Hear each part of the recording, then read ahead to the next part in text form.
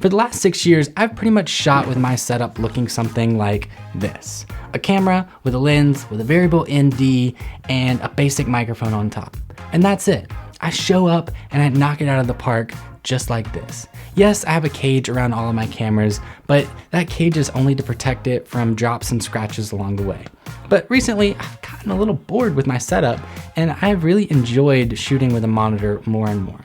So I wanted to try something new, change it up a little, possibly get some bigger arms along the way. So here's what I've come up with.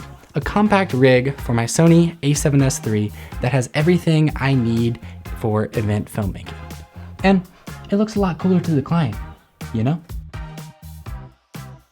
What's up everybody? My name is Ross Barnett, and for the last 7 years, I have been a full-time event videographer, co-owning and running a business called Two Fly Guys Media. Over the years, we've filmed a crazy amount of events and weddings, and I'm finally sitting down to take all of my knowledge and put it on YouTube. We have a goal to reach 1,000 subscribers by the end of 2023, and I'd love to have you along for the ride. All right, let's start breaking down what we have going on here. We'll start by talking about this cage from Smallrig. It's good, nothing crazy about it. It does what it set out to do, but I did add this NATO rail to the top of the cage here just to make that top handle more secure. Next, let's talk about the lens and the ND filter system. One day when I have enough cash, I'll upgrade my ND filter to the new mag-lock system. So taking off the filter on and off, it just gets that much easier. But until then, we're sticking with the screw it on, screw it off outdoors situation, and it works. But the mag-lock system does look very convenient. This lens on here now is my main go-to. It is the Tamron 35-150 2-2.8. And since I film a majority of live events, this lens is pretty much always my go-to. And it covers such a wide focal length that it's rare that I ever find myself ever needing anything more. Up next, let's talk about this top handle. This is a compact top handle from TILTA, and I like it for a few reasons. Reason number one is that I don't shoot low very often, and I don't shoot holding the camera from the top handle very often. So something small and low profile is exactly what I wanted. For me, the entire purpose of a top handle is be able to hold the camera from my side when I'm not in use, giving my wrists a little bit of a break. I know plenty of videographers who shoot while holding from the top handle 24/7, and that is perfectly fine. For me, my wrists just don't bend that way, so I prefer to hold the camera from a normal position, having access to the entire back for all those adjustments. So the TILTA top handle is low profile, it includes the RE mounts for the monitor, and it has this unique angle for the monitor mounts that we'll talk about next. Let's talk about this monitor. It's mounted with the top handle in a unique position that I really like. It's easy to see when the camera's right at your chest, and I think that angle absolutely looks sick too. With the monitor, honestly, this monitor stinks. And you probably shouldn't buy it unless you're needing a budget 5-inch monitor, but from what I've learned over the years, all on-camera monitors pretty much are equally terrible. Actually, that brings up a great point that I've thought about for a long time. Why are all camera monitors terrible? Everything about a camera monitor has always been so annoying to me. If Apple can make a device like an iPhone that's thin and connected to the internet 24/7 and has built-in cameras and can make phone calls and it has an all-day battery life, why can't someone come out with a monitor that is decently thin, that's decently bright, that doesn't require a massive battery on the back of it? I've never understood how Sony has the Sony Alpha line, but also has the Xperia phone, but refuses to utilize any of their display technology to make a decent camera monitor. I mean, heck, they can make a microphone that connects through the hot shoe. Why not make a monitor that doesn't require HDMI and can connect through the hot shoe as well? I don't know. I'm just kind of spitballing here, but regardless of the monitor I try, I seem to hate them all equally. Especially how they are all powered and how large the external batteries have to be. So that's why I rock this cheap little Portkeys one. I can see my image on a larger display and then the built-in monitor, and that's really all that matters. So until someone comes out with a monitor that's truly innovative, I'm probably not spending any big money on one. But since you asked, this is the Portkeys PT5, and it's alright. Lots of features, but all I really care about is having the waveform and a clean display. And as a live event videographer, I'm not pixel peeping every inch of my frame. I'm checking my exposure, I'm looking at my framing, and I'm getting the shot.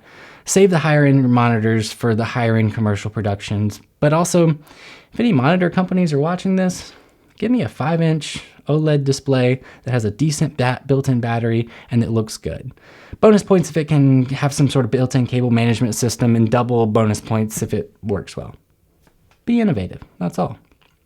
Moving on to the battery plate. Now, this one I'm actually really excited for. See, I didn't have a need for any rails or any additional mounts on my camera situation. I've mounted wireless HDMI receiver to an A7S once before for a director's monitor, but also, to be honest, if we ever need additional wireless displays, it makes so much more sense to just shoot on an FX6 or a true cinema camera before rigging up something like this. Here's a shot of the FX6 we're rocking for a recent commercial shoot, and it worked like a breeze.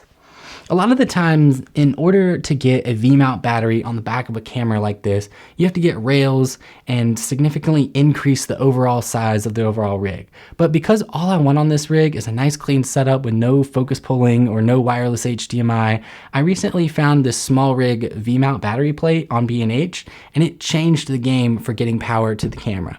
Because it connects to the bottom of the camera without the need for an additional rails, it slides in and out, and you get your camera screen in position, and it locks into place with a super tight connection, ensuring you're all set for a super small, clean setup. So it's pretty cool.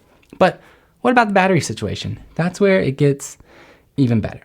This battery is something that I've been interested in for a very long time, and that's the 99 watt-hour Smallrig V-mount battery. And I really like this battery for a few reasons. And reason number one is the ports directly on the battery. In the past, you'd have to have an additional V-mount plate, an additional piece of technology that was dividing up your power into your proper voltage and cable connections. But gone are those days, because now with the Smallrig battery, you can plug in a different battery voltage directly to the V-mount battery itself. This feature, paired with the onboard screen showing the battery life, is game changer for small and lightweight run and gun V-mount setups. So that's exactly how this rig is run, and I can really get behind this one. Let's talk about what this battery is powering. First up, let's run a barrel connection into the monitor itself. Now, I've got a shorter cable delivering tomorrow that will clean up a lot of this, but for the sake of today's video, I'm going to use this longer cable, and we'll have to manage it a little bit by kind of wrapping it around here. Cable management is something that I've always despised about camera rigs, and it's really just all about taking the time to order the proper size cables and make sure everything is tucked away. So now that this camera monitor has power, let's actually power the camera. You see, I'm actually powering the camera via a USB-C port. And before you say, wait a second, why don't you just run a dummy battery? I'll tell you exactly why. I'm not a fan of dummy batteries to the camera, and it's actually because I've lost footage this way before. Maybe it was my mistake, but a few years back, I had a V-mount setup similar to this, where I had a V-mount battery powering the entire rig while handheld recording, and I had a dummy battery installed. I bumped into the camera's DTAP battery, and it killed the connection to the camera, killing the recording and corrupting the file. It was kind of embarrassing at the time, and looking back, I had no real need to be running a dummy battery to the camera. With this route, the camera charges via USB-C, and I have no way of losing a recording if the V-mount battery dies or suddenly becomes unplugged. Typically, I can get it all day on about 3 A7S batteries, and when it's plugged in and charging via USB-C, there isn't a reason I can't go the full day on one battery. So that's why I'd prefer to just plug in the camera via USB-C, just in case. So there we have it. This is my new rig setup on my A7S that I'll be running for the next little while. It's inspiring me to get out and shoot again, and changing up from the standard just microphone on top of the camera has made me fall in love with filming and forcing me to get creative and get out there with my shots. Like I said in the intro, if you're new to the channel, we are on a mission here to reach 1,000 subscribers by the end of 2023, and I think we can do it. There are just 52 days left in the year, and if we do some quick math, that means I'll need at least 12 subscribers per day added to reach my goal. And if you want to be a part of that goal, go ahead and click that button. I'll catch you guys on the next one.